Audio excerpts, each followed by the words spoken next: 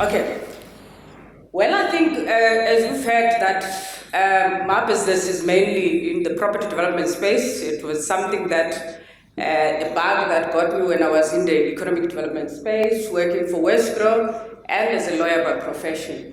But then I was working on all types of developments, which is, I think most of you are working on big stuff. I've been there, worked with the one and onlys, and so on.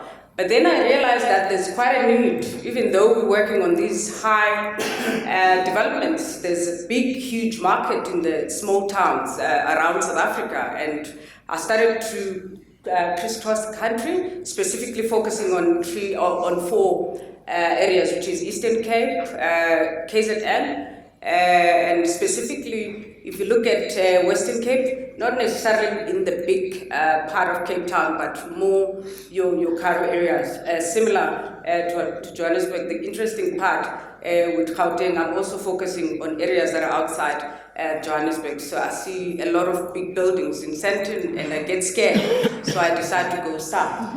Why this model? I think for me the basic thing is we're talking in South Africa quite a lot about challenges in terms of economic growth and the move in terms of our people from the rural areas to the bigger cities. But one thing that we are neglecting, even though we've got this congestion, is the fact that there is a buying market also on those rural areas.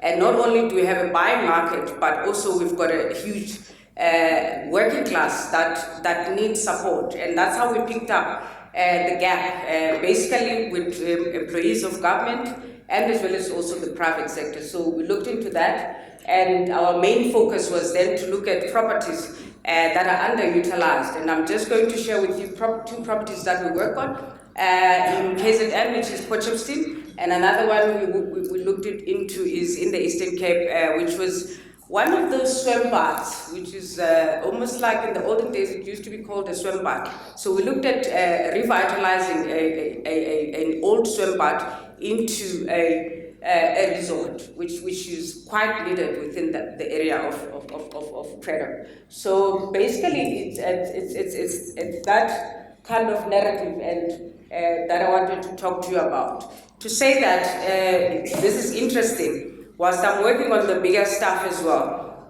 then the notion that is coming out as I'm talking to the guys outside who are investing into our portfolio is that everybody's starting to see the need not to just become developers of places, but also to look at it from a community perspective. And for us, we find it quite an important element that to not just bring a product into the area, but also work with those communities where we are looking at developing. And actually that has created a lot of relationships, both in the public and private sector, for ourselves and growing that market for us in terms of your mixed-use development. And most of those areas that we've worked in, we've managed to achieve such a nice hybrid in terms of mixed-use development, especially on residential.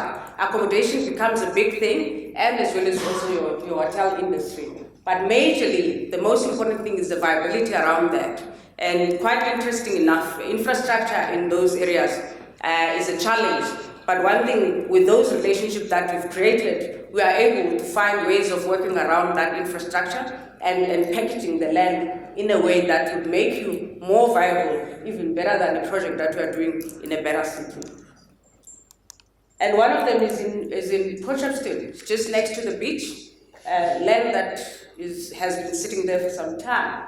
We worked with the local parties in that municipality, and it's at stages where we're now looking at getting involved on the development side. It's John Mason Park, and some of you might know it. It's right at the beach. We're looking at creating a hotel there, and as well as also residential opportunities. We're not into retail too much, but we've got a small space that we normally keep for restauranting in that area. It's quite an important element. When we looked into this development, one of the things that I liked was the fact that you've got a corridor that comes all the way from Durban up to East London with no conference facilities. And we found that in terms of the studies that we did, there's quite a huge market. And also if you look at the train station, the notion moving forward is actually creating integrated developments.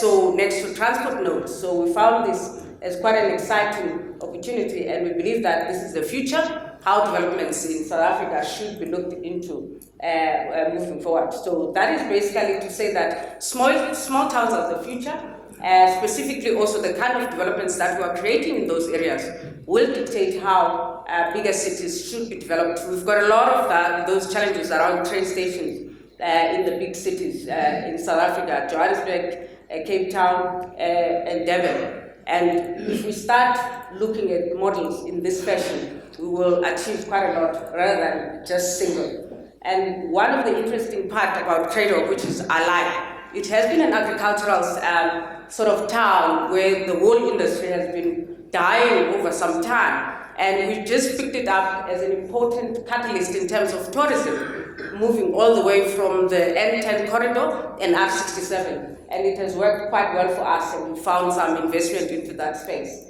And that's basically to say that this is the future. Thank you.